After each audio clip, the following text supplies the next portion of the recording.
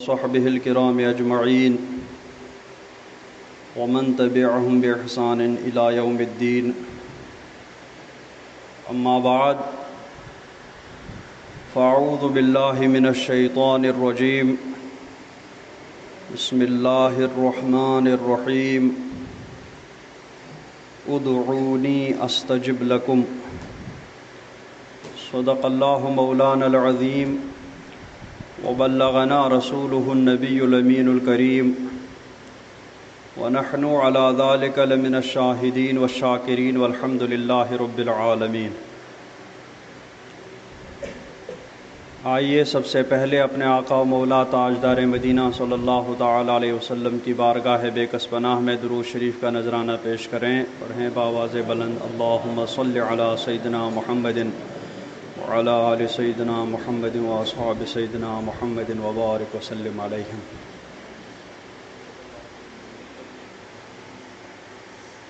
حضرات گرامی،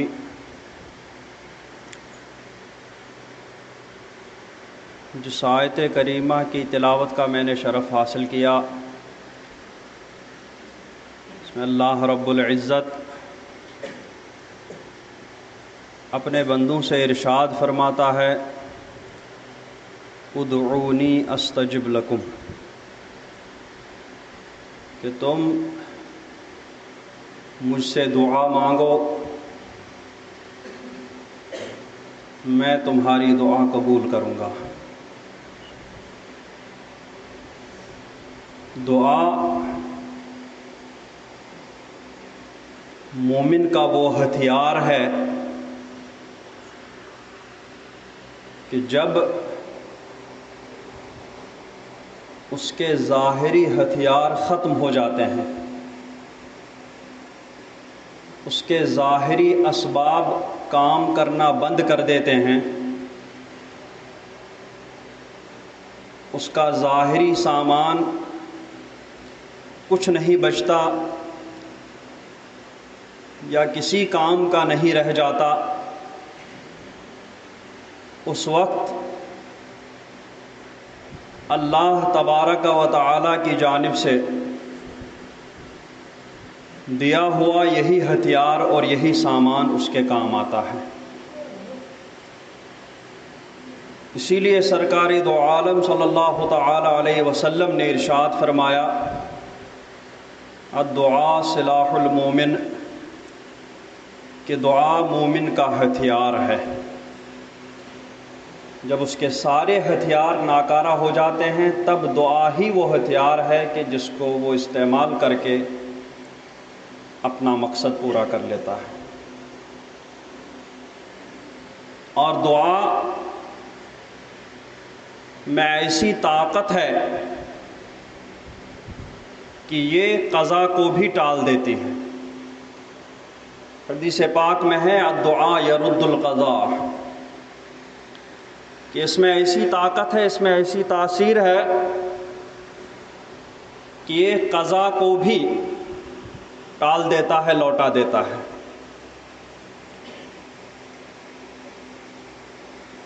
لیکن اس میں ایسی شرطیں ہیں کہ ان کو اگر اپنایا نہ جائے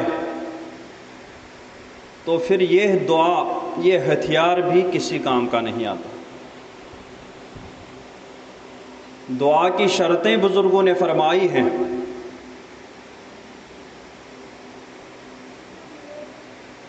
سب سے پہلی شرط اور سب سے اہم شرط یہ ہے کہ حرام کھا کر کے آدمی دعا کرے گا تو وہ دعا کسی کام کا نہیں. روایت میں ہے کہ حرام کا ایک لقمہ 40 دن تک دعا کی قبولیت کو روک دیتا ہے. مطلب ایک حرام کا لقمہ کھانے والے کی 40 دن تک اگر وہ دعا مانگے تو 40 دن تک اس کی دعا قبول نہیں ہوتی. تو ایک لقمہ کھانے والے کا یہ حال ہے. تو اب تو زمانہ ایسا ہے کہ شاید ہی کوئی پلیٹ ہماری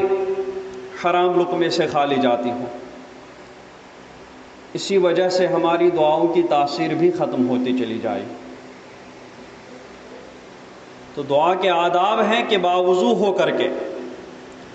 قبلہ رخ ہو کر کے، دل کو پاک و صاف کر کے، یقین کامل کے ساتھ، پیٹ میں حرام کا ایک لقمہ بھی نہ ڈالا ہو، ان شرائط کے ساتھ اگر دعا مانگی جائے تو اللہ تبارک و تعالی کا وعدہ ہے کہ وہ دعا ضرور قبول فرمائے گا۔ یقین کامل ہونا بھی شرط ہے، ورنہ یہ ہے کہ چلو دعا مانگ لیتے ہیں، قبول فرمائے تو اس کی مشیت، نہیں فرمائے تو بھی کوئی نہ۔ دعا اس یقین کے ساتھ مانگو کہ نہ اللہ تبارک و تعالیٰ کا وعدہ ہے کہ وہ دعا قبول فرمائے گا، تو وہ ضرور ہماری دعا قبول فرمائے گا۔ اور اگر بظاہر اس کی قبولیت کے آثار آپ کو نہیں نظر آئے تو آپ کے اس یقین میں کوئی فرق نہیں پڑنا چاہیے، کیونکہ یقین کامل کے ساتھ اور ان شرائط کے ساتھ دعا مانگیں گے تو یا تو اللہ تبارک و تعالی اسی وقت اس دعا کا ثمرہ عطا فرما دیتا ہے، یا پھر اس کو ہمارے لیے اس لمحے کے لیے محفوظ فرما لیتا ہے کہ جس لمحے میں ہمیں اس دعا کی بہت سخت ضرورت ہو، اس لمحے کے لیے اللہ تبارک و تعالی اس دعا کو محفوظ فرما لیتا ہے۔ تو دعا میں یقین کامل بھی ہونا چاہیے، تبھی دعا قبول ہوتی ہے،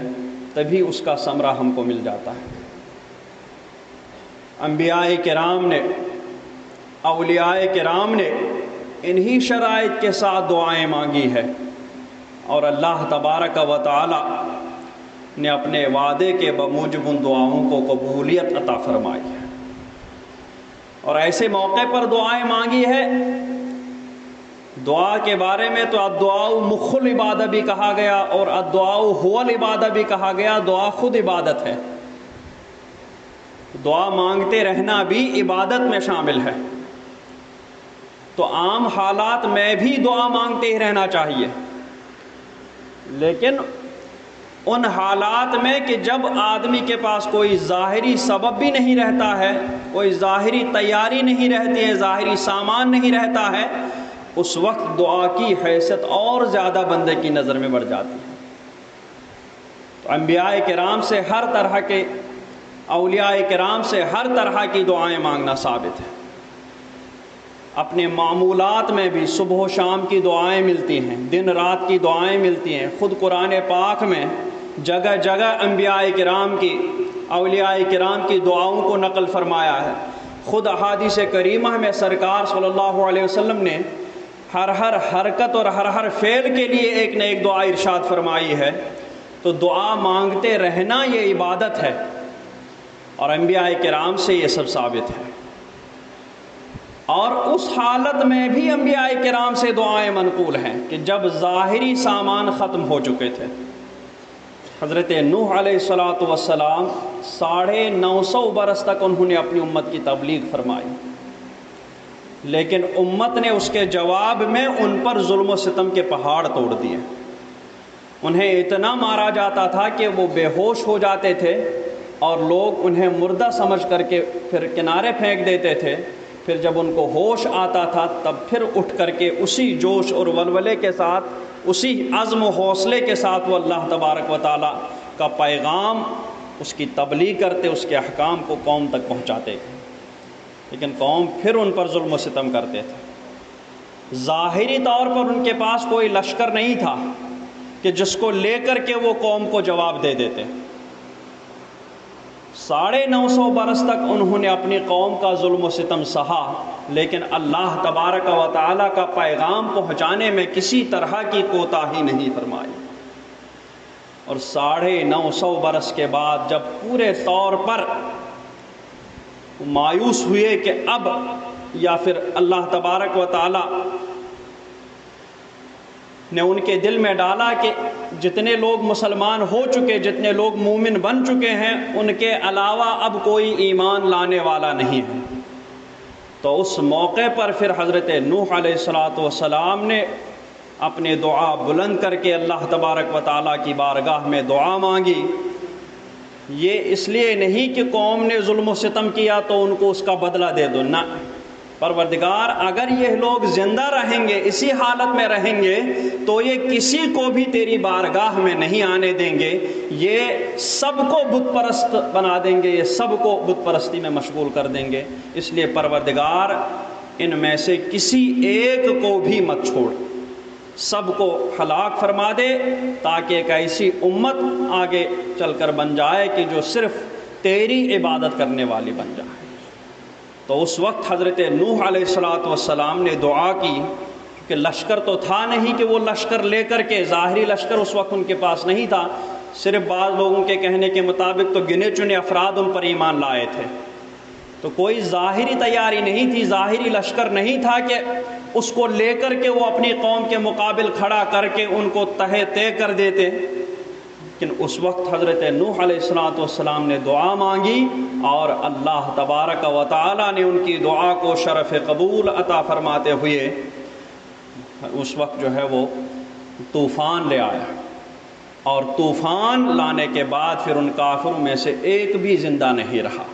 وہی جو ظلم و ستم کے پہاڑ توڑتے تھے، وہی جو اپنے آپ کو بہت طاقتور سمجھتے تھے، اپنے قوم کے سردار ہونے پر ان کو فخر و غرور ہوتا تھا، جب طوفان نوح آیا تو ان میں سے ایک بھی زندہ نہیں بچا۔ تو دعا مومن کا ہتھیار ہے، جب اس کے پاس ظاہری ہتھیار ختم ہو جائیں اس وقت یہ دعا کا ہتھیار اس کا کام کر دیتا ہے۔ حضرت زکریا علیہ السلام یہ بھی بہت بڑے پیغمبر تھے، ان کی اولاد نہیں ہوئی تھی اور ان کی عمر اس حد تک پہنچ چکی تھی کہ اب ظاہری طور پر اولاد ہونے کی کوئی صورت بھی نظر نہیں آ رہی تھی۔ ایک قول کے مطابق ان کی عمر تقریباً 120 سال ہو گئی تھی، ان کی اہلیہ کی عمر 80 سال ہو چکی تھی، تو ظاہری طور پر خود ان کی دعا میں ہے رب انی وہن العظم منی واشتعل الرأس شیبا، پروردگار میری ہڈیاں کمزور ہو چکی ہیں اور میرے سر کے بال سفید ہو چکے ہیں، یعنی ظاہری طور پر اولاد حاصل کرنے کے لیے جو چیزیں ہونی چاہیے وہ ساری چیزیں ختم ہو چکی ہیں میرے بدن سے، اب ظاہری طور پر کوئی صورت نہیں ہے اولاد ہونے کی۔ تو ظاہری اسباب جب جواب دے گئے، ظاہری صورتیں ختم ہو گئی، اس وقت حضرت زکریا علیہ السلام نے اپنے دونوں ہاتھ بلند کیے اللہ تبارک و تعالیٰ کی بارگاہ میں خلوص للہیت کے ساتھ اور یقین کامل کے ساتھ انہوں نے دعا مانگی، رب ہب لی من لدنک ذریۃ طیبۃ انک سمیع الدعاء، اے پروردگار مجھے اپنے پاس سے،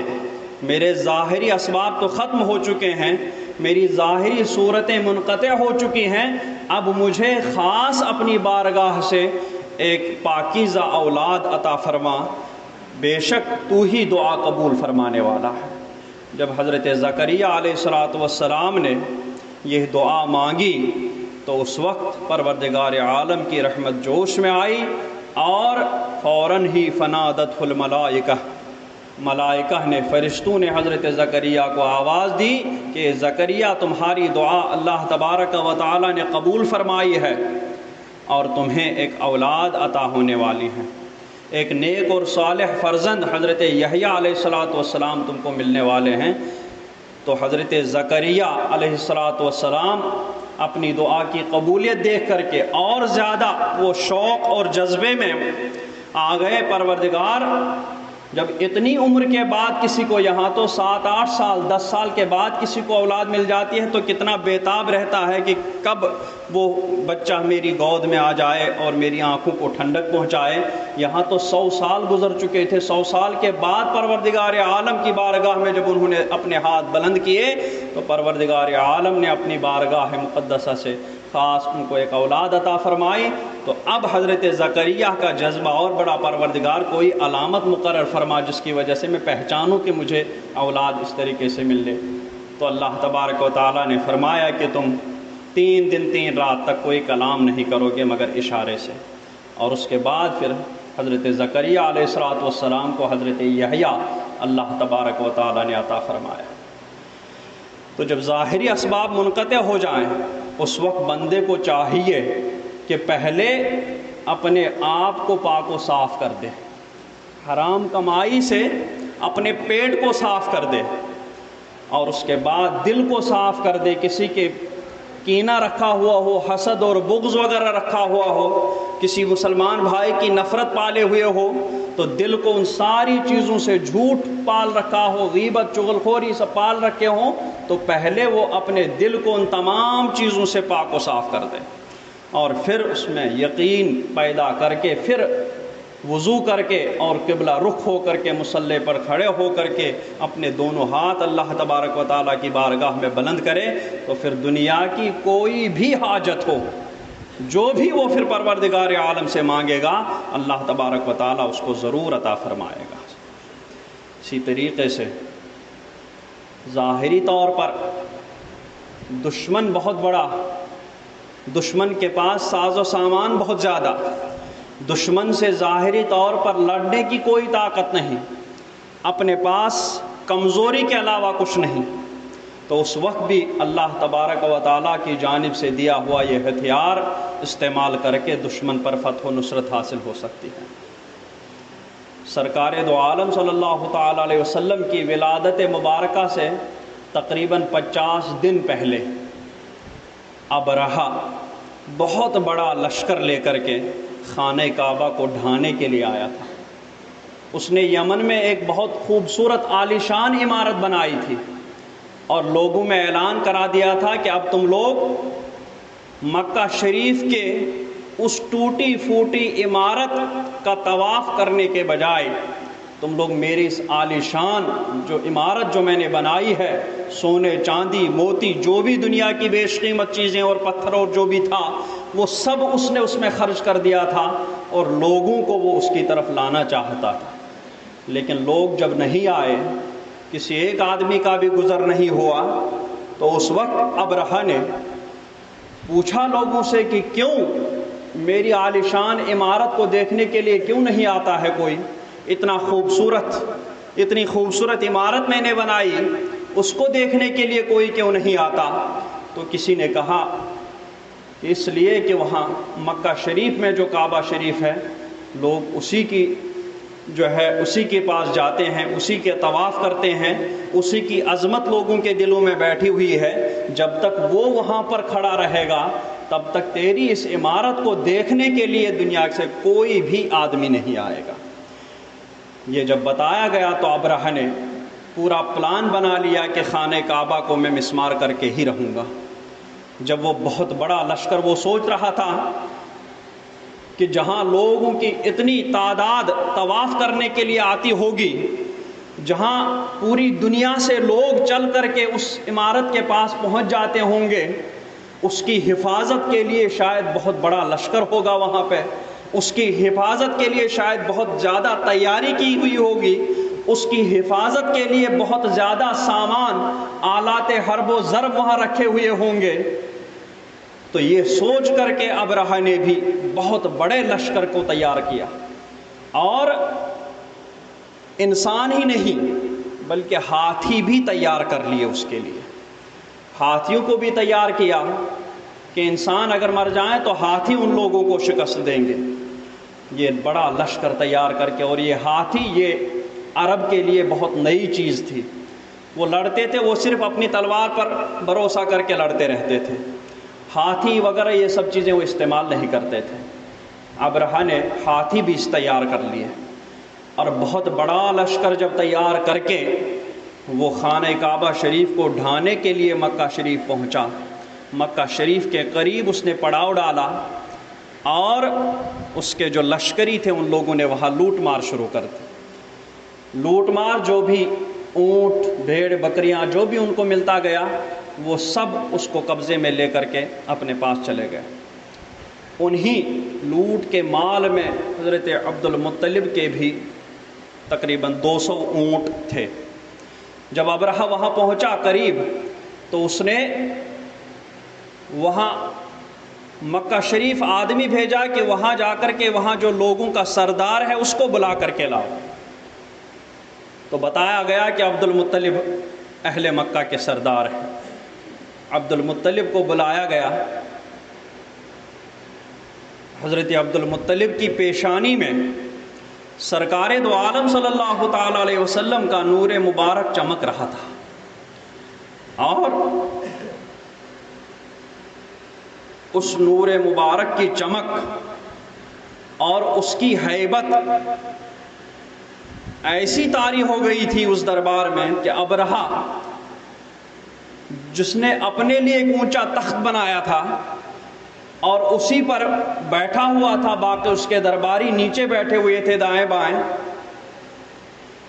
جب حضرت عبد المطلب اس دربار میں پہنچے تو اس نور مبارک جو پیشانی میں چمک رہا تھا اس کی چمک اور ہیبت ابرہہ پر ایسی طاری ہوئی کہ اس سے وہاں بیٹھا ہی نہیں گیا۔ وہ اپنے تخت سے اٹھا اور حضرت عبد المطلب کو لینے کے لیے ان کے پاس پہنچا۔ زمین پر آیا وہ اپنے تخت سے اتر کر کے، اور وہاں درباری سب حیران و پریشان۔ خود ابرہہ پر ہیبت طاری ہو گئی تھی۔ اس کے بعد ابرہہ حضرت عبد المطلب کو لے کر کے اس نے اپنے ساتھ تخت پر بٹھایا، اور تخت پر بیٹھنے کے بعد کہا کہ تمہیں پتہ ہے، بتاؤ تمہاری کیا آرزو ہے؟ تو حضرت عبد المطلب نے کہا کہ میرے 200 اونٹ تمہارے لشکر والوں نے لوٹے ہیں، مجھے وہی 200 اونٹ چاہیے۔ ابرہہ یہ سن کر حیران پریشان ہو گیا۔ وہ سوچ رہا تھا کہ شاید مجھے بہت بڑے لشکر کا سامنا کرنا پڑے گا۔ وہ سوچ رہا تھا کہ حضرت عبد المطلب منت سماجت کریں گے کہ کعبہ شریف کو مت ڈھائیے، اس عمارت کو رہنے دیجیے، باقی جو چاہیے آپ کو وہ ہم دینے کے لیے تیار ہیں۔ ابرہہ انہی سب باتوں کا، انہی سب جوابوں کا منتظر تھا کہ اب حضرت عبد المطلب کے منہ سے یہ اور وہ نکلے گا، لیکن حضرت عبد المطلب کا غیر متوقع جواب سن کر ابرہہ حیران اور ششدر رہ گیا کہ میں تو اور اس سے حضرت عبد المطلب سے کہا کہ عبد المطلب سردار مکہ، تمہیں پتہ ہے میں یہاں کیا کرنے آیا ہوں؟ میں کعبہ شریف کو ڈھانے کے لیے آیا ہوں، اس کو میں زمین بوس کرنے کے لیے آیا ہوں۔ حضرت عبد المطلب نے فرمایا کہ مجھے معلوم ہے، لیکن میں اپنے 200 اونٹوں کا مالک ہوں، اور اس گھر کا بھی ایک مالک ہے جو اس کی حفاظت فرمائے گا۔ تو ابرہہ نے حضرت عبد المطلب کا یہ جواب سن کر کے اس کے 200 اونٹ واپس دینے کے لیے کہا۔ وہ 200 اونٹ لے کر کے وہ واپس اپنی قوم میں جب آئے، چونکہ ظاہری تیاری ان کے پاس کچھ بھی نہیں تھی، ابرہہ کے لشکر کے سامنے ان کے پاس نہ تو اتنا بڑا لشکر تھا اور نہ ہی اتنا زیادہ سامان، نہ ہی ان کے ہاتھیوں کا مقابلہ کرنے کے لیے ان کے پاس کوئی جانور تھے یا کوئی لشکر تھا۔ اس وجہ سے حضرت عبد المطلب نے ابرہہ سے لڑنے کا فیصلہ بند کر دیا، اور اس کے بعد ابرہہ سے واپس آنے کے بعد حضرت عبد المطلب اپنی قوم کو پہاڑوں کی طرف لے گئے اور چند لوگوں کو خانہ کعبہ شریف کے پاس لے جا کر کے خانہ کعبہ شریف کی چوکھٹ، اس کا دروازہ پکڑ کر کے اللہ تبارک و تعالیٰ کی بارگاہ میں دعا کرنے لگے، اور دعا کی پروردگار عالم، یہ ابرہہ تیرے اس گھر کو ڈھانے کے لیے آیا ہے، اس کے مقصد میں اس کو بالکل پورا نہ ہونے دے، اس کو نیست و نابود کر دے۔ تو اللہ تبارک و تعالیٰ نے اس وقت حضرت عبد المطلب کی وہ دعا قبول فرمائی۔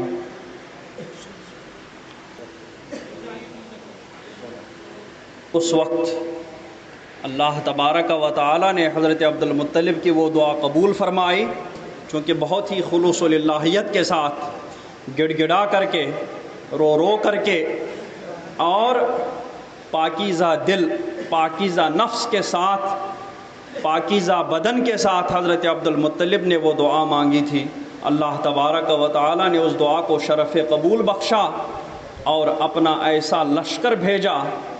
کہ ابرہہ کا لشکر اس لشکر تک پہنچا ہی نہیں، اس کا کچھ بگاڑ ہی نہیں پایا۔ آسمان سے پرندے بھیجے اور پرندوں کے چونچ میں اور ان کے پیروں میں ایک ایک کنکر تھا۔ وہ پرندے ابرہہ کے لشکر کے اوپر سے گزرے اور ان کے چونچ سے اور ان کے پیروں سے، پنجوں سے ایک ایک کنکر گرتا تھا۔ ابرہہ کا لشکر پورا لوہے کے لباس سے ڈھکا ہوا تھا، اتنی تیاری کر کے وہ آیا تھا، لیکن وہ کنکر، چھوٹا سا کنکر جب ابرہہ کے لشکری کے سر پر گرتا تھا تو وہ اس کے بدن کو چیرتے ہوئے، اور وہ جس ہاتھی پر سوار ہوتا تھا، جس جانور پر سوار ہوتا تھا، اس جانور کو بھی چیرتے ہوئے وہ کنکر نیچے زمین پر گر جاتا تھا، اور وہ آدمی اور اس کے ساتھ اس کا جانور بھی ہلاک و برباد ہو جاتا تھا۔ تو اللہ تبارک و تعالی نے اس طریقے سے اپنے کعبے کی حفاظت فرمائی، اور حضرت عبد المطلب اور اس وقت کے موحدین کی ایسے لشکر سے حفاظت فرمائی کہ جس لشکر کا کسی کو وہم و گمان بھی نہیں تھا۔ ابرہہ اتنی تیاری کر کے آیا تھا، لیکن اللہ تبارک و تعالیٰ نے وہ لشکر بھیجا کہ اس کے تلوار بھی کسی کام کے نہیں آئے، اس کے ہاتھی بھی کسی کام کے نہیں آئے، وہ ایک کنکر، ایک ریت کے چھوٹے سے ذرے کو بھی روک نہیں پائے اپنے آپ کو بچانے کے لیے۔ ایسا لشکر اللہ تبارک و تعالیٰ نے ان کے پاس بھیجا، اور سارا ابرہہ کا لشکر تباہ و برباد ہو گیا۔ اور ابرہہ خود، اس کو ایک زخم ہوا، وہ تو صرف کنکر سے نہیں مرا بلکہ وہ تڑپ تڑپ کے مرا۔ اس کا جرم تو ان سب سے زیادہ سخت تھا، ان سارے لوگوں کا گناہ تو ابرہہ کے سر پر بھی تھا، اس لیے اس کو اتنی آسان موت نہیں دی گئی، بلکہ اس کے زخم میں ناسور پیدا ہو گیا، زخم ناسور بن گیا، اور سر سے لے کر پیر تک وہ پہنچ تو گیا اپنے علاقے میں یمن تک، لیکن وہاں جا کر کے پورا اس کا بدن بدبودار ہو گیا، پورا سر سے پیر تک وہ سڑ گیا، اور سڑ کر کے بدبودار ہو کر کے وہ مرا۔ لوگ اس کے قریب بھی نہیں آتے تھے۔ اس طریقے سے اللہ تبارک و تعالی دعا کو قبول فرما کر کے اپنے محبوبوں کی حفاظت کرتا ہے، لیکن بشرطے کہ تو جب کوئی بھی تیاری نہ ہو تب اللہ تبارک و تعالیٰ کا یہ ہتھیار کام آ جاتا ہے، لیکن اس میں وہی شرائط ہیں کہ حرام کا ایک لقمہ بھی پیٹ میں نہ گیا ہو، اور خلوص للہیت، یقین محکم ہو، یقین کامل ہو، اور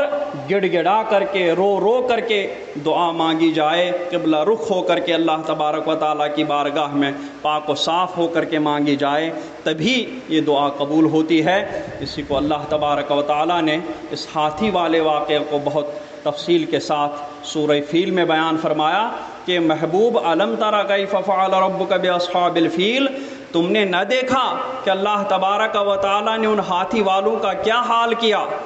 علم یجعل کیدہم فی تضلیل، آپ نے نہ دیکھا کہ انہوں نے حضرت عبد المطلب وغیرہ کے ساتھ ان کے مقابلے میں کتنی سازشیں کی تھی، کتنا مکر اور کتنا دھوکہ وہ کرنا چاہتے تھے حضرت عبد المطلب وغیرہ کے ساتھ میں، کتنی بڑی سازش رچی تھی ان لوگوں نے خانہ کعبہ شریف کو، اللہ کے گھر کو ڈھانے کے لیے۔ اے محبوب، کیا تم نے نہ دیکھا کہ اللہ تبارک و تعالیٰ نے ان کی اس سازش کو کس طریقے سے تباہ و برباد کر ڈالا، ان کی اس سازش کو کس طریقے سے انہی لوگوں پر الٹ دیا۔ الم یجعل کیدہم فی تضلیل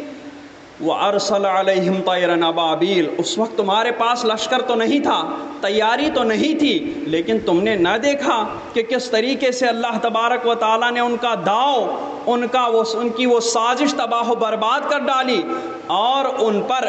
ارسل علیہم طیرا ابابیل، جماعت جماعت، گروہ در گروہ، ڈار در ڈار ان کے پاس پرندے بھیجے اوپر سے، جن پرندوں نے ان کو تباہ و برباد کر کے رکھ دیا۔ وارسل علیہم طیرا ابابیل ترمیہم بحجارۃ من سجیل، وہ پرندے کیا کرتے تھے؟ آج تو اوپر سے ایٹم بم گرا دیں یا بم گرا دیں تو بہت فخر و غرور کرتے ہیں، انسان جہاز میں لے جائے تو کوئی بڑی بات نہیں ہے، پرندہ چونچ میں ایک کنکر، چھوٹا سا کنکر لے کر کے لشکر کو تباہ و برباد کر دے رہا ہے۔ یہ اللہ تبارک و تعالیٰ کے لشکر ہیں، وہ کنکروں کے پتھر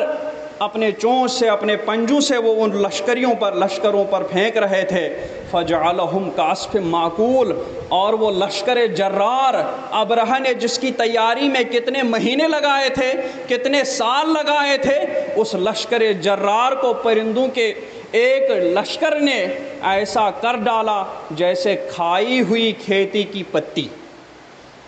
کھائی ہوئی پتی. کعصف معقول، عصف کہتے ہیں گندم، باجرہ، جو وغیرہ کی پتی کو، اور معقول کھائی ہوئی پتی. تو پتی کیا ہوتا ہے؟ جب جانور اس پتی کو کھا لیتا ہے اس کے بعد وہ پیٹ میں چلا جاتا ہے، پیٹ میں جانے کے بعد اس کو گوبر یا لید بن کر کے وہ باہر آ جاتا ہے. اس وقت اس کی کیسی صورت ہو جاتی ہے، کیسی حیثیت ہو جاتی ہے؟ ابرہہ کے اس لشکر کی وہی حیثیت اللہ تبارک و تعالیٰ نے فرما دی تھی. تو دشمن چاہے سالوں سال سازشیں کریں،